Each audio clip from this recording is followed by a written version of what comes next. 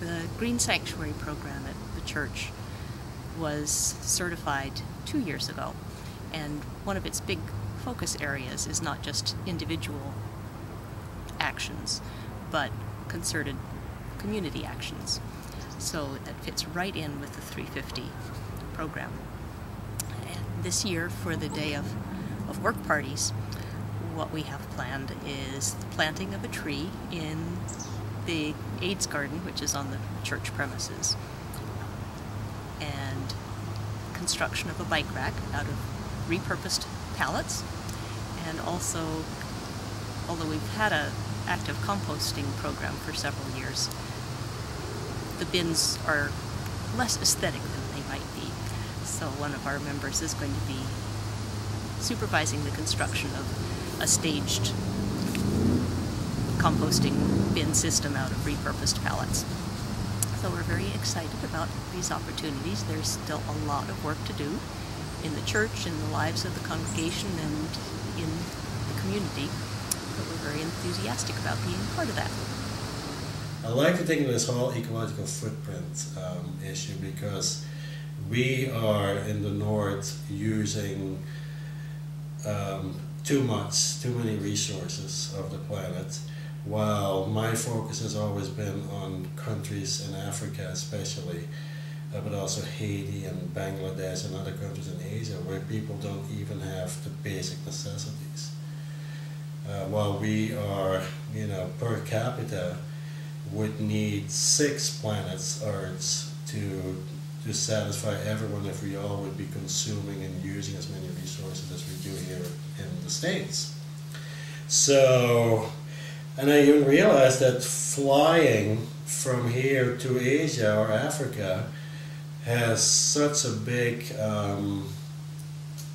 carbon footprint to it that became a concern as well. So I'm gradually trying to shift to what can be done in my own backyard, so to speak, and how can I talk to others and work with others to see what we can do in terms of using less. So Transition Keene is about transitioning our community from oil dependence to local resiliency. And when we're talking about resiliency, we're talking about becoming a more tightly woven community socially and economically. But we're not talking about isolating ourselves from the rest of the world and becoming totally self-sufficient. But it is about depending on our local resources where we can, and really honing in on our quality of life, the life that we share together as a community. And all of this is important because when we face the kind of shocks that we can be facing in the future, we're likely to be facing in the future in terms of climate change, peak oil, and also the strains of a really tightly interwoven global economy, our community will be better able to handle the shocks that can be ahead. So that's part of our goals. Folks in the transition movement not only are looking at climate change, which is huge and an important thing to be dealt with, but there's additional concerns that sort of intersect with climate change, and a big one is peak oil.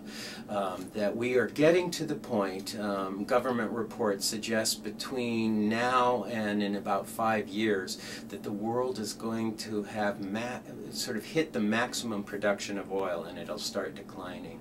And so we need to cut down our carbon usage as in fossil fuels, both for climate change reasons, but also it's going to wreak havoc with our economies. Go on any transition website anywhere in the world, there'll be something called the cheerful disclaimer. And this is just a frank statement that we don't know if this will work. All this local organizing to unleash the creativity of citizens to really solve the problems we're addressing. But it seems like our best shot at moving things forward. And we see this kind of work that's represented by 10-10-10 and by the transition movement globally and locally as a grand social experiment about, can we unleash human creativity, the ability to cooperate, the ability to think, to forgive, and to make changes, to really make an important transition to a safer, saner, and sustainable sustainable way of life where there's true resiliency. And one of the sort of fundamental things that's said in all these cheerful disclaimers is that if we wait for government alone and we just sit on our hands until government takes care of things, it'll just be too little too late. And if we only respond as individuals, it'll be too little. But if we engage as a community and start solving our problems, it may be just enough, just in time. And the other thing that excites me about this is if we work at the community level and we really take innovation and start acting now, we will probably inspire more creative and robust government action, and at the same time will probably inspire more individual action as well. But I think working at the community level is the sort of the linchpin of, are we really going to successfully be able to transition to a resilient and sustainable world? Some people have said that the transition movement is more like a party than a protest.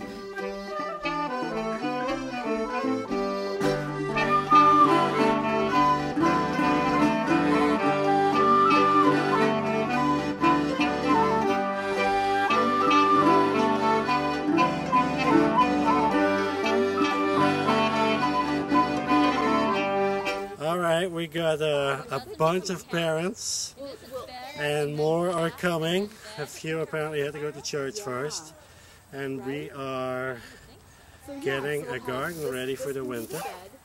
We started taking all the weeds out, and we got compost, 2 big loads from Stonewall that they donated to us, and then we're gonna plant some garlic and spinach, and we're gonna mulch it really well, and whatever we don't finish today we'll do later, and come back in spring. And just a thought, how addicted are we to fossil fuels?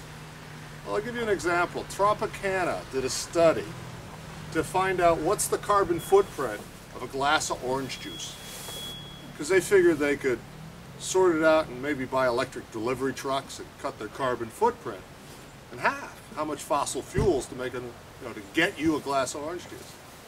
So they did this very meticulous study.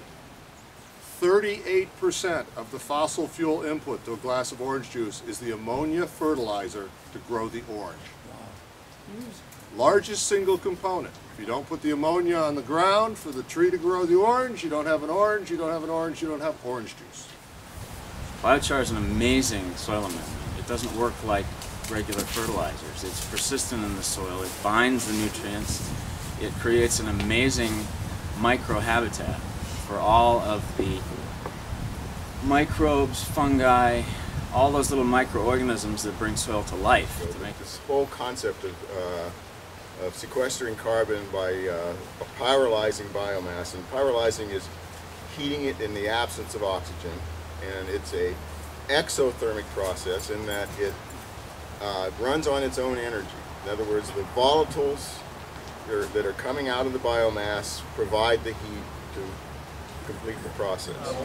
We're at the biochar workshop, and we have met Doug Clayton and Hugh before, and we're very curious about the whole biochar thing and how it might be used on a local level as well as on a bigger level. Right, we've always been interested in the carbon problem that's going on in the world today, and this is a positive response to it that creates a better world.